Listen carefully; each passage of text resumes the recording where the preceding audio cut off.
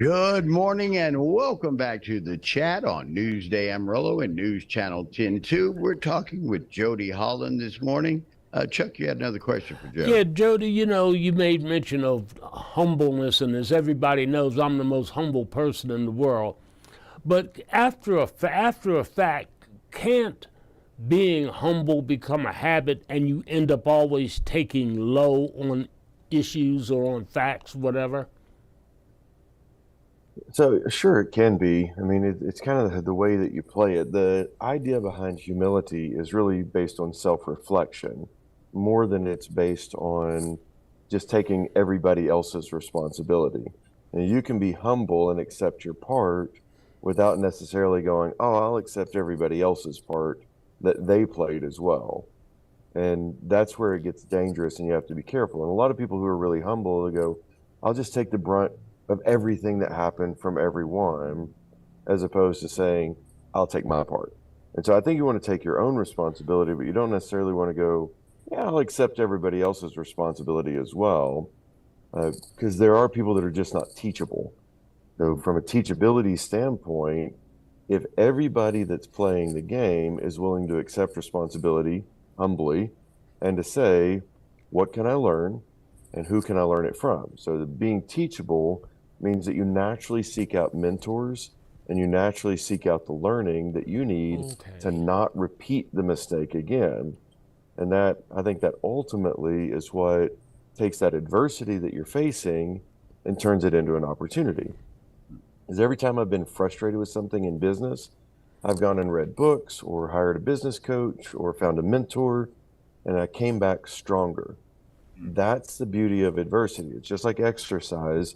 When you go exercise, the goal is to break down your muscles so it'll rebuild in a stronger fashion.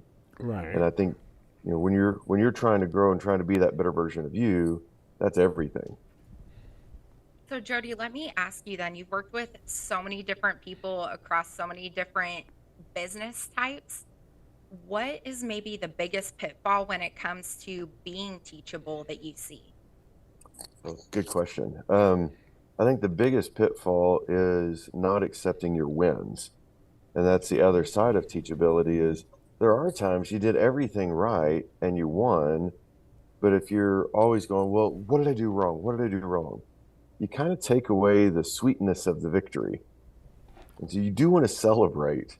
And I think that's from a teachability standpoint, if you're always looking for what you did wrong and never also validating what you did right, then the lesson didn't really sink in.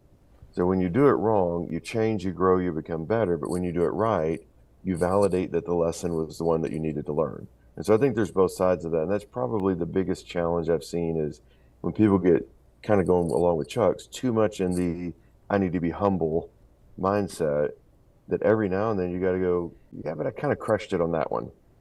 And so I think that works in your Okay. favor to stay positive on that. In other words, it doesn't hurt to take a victory lap. Right. Yeah. In fact, what's the point of winning if you don't get a victory lap from time to Thank time? you. Thank you. Right. I mean, I started to call you Ricky Bobby there, Chuck. If, if Ricky Bobby wins the race, he needs his victory lap.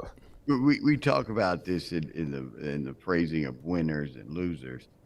In the first step, we probably need to look at is identifying your competition because some people think they're winning, but you're not playing the same game. You're playing, Yeah. you know, ping pong. They're playing tennis. It's a different game. Shouldn't we Yeah. identify who our opponent is or what our opponent is? I would agree. And I really think that your biggest competitor is who you were yesterday.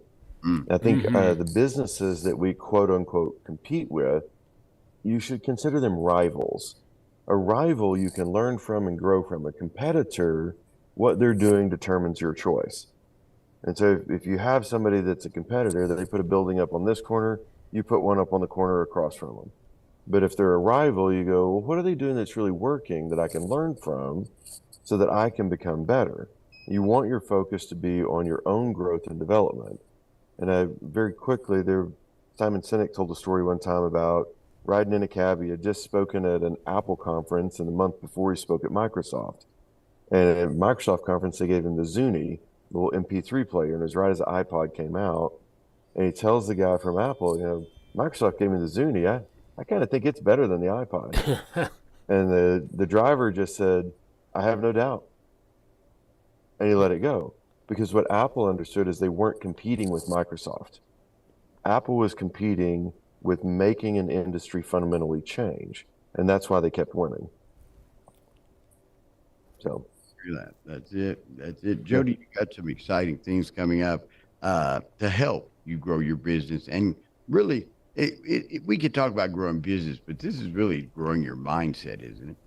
yeah, it really is. And like July 20th and 21st, we have our coaching certification. It's the first time I've taught all my secrets.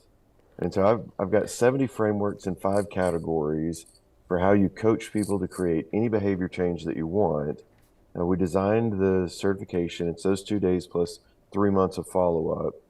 We designed the certification for managers and leaders in companies that just want to get top performance out of their people. And if you look at Price's Law, you take a company that has, 7,000 employees, you're going to have about 90 superstars out of 7,000. You take a company with 10 employees, you're going to have 2.5 to 3 superstars in that company. If you had double the superstars, you end up with basically double the outcome in your business without impacting all the other people. And so the coaching tactics that I teach are designed to replicate those superstars. And I've usually kept those to myself, but we've been so busy, we're trying to get some companies to keep moving in the right direction. And so I'm kind of excited about teaching it to companies. We've got a few companies signed up already. We'd love to have a whole lot more. So where can folks go to sign up for that coaching? So there's 2 places. You can go to the homepage of my website, jodyholland.com. And just right there on the homepage, you'll see a deal about coaching. It'll give you 3 specific frameworks via email just for signing up. So you kind of get a taste of what it's going to be like. If you like that, then it'll give you the opportunity to sign up. Or you can go look on Eventbrite. And we've got our sign up pages. We love Eventbrite and have used it for years. And so that's the other place that people can just go directly sign up for that certification. All right. Jody, each and every week gets us better. Now you've got an opportunity to do it, learning how to coach, how to mentor, and how to develop talent. I think that's one of the things that kill more businesses than anything else is not developing their talent within the system. Absolutely.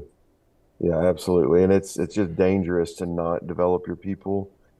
As Benjamin Franklin once said, if you think education is expensive, try Right. ignorance. How about that? That's true. So I've always loved that phrase. I'm like, yeah, it costs money to invest in your people and get them to be top performers.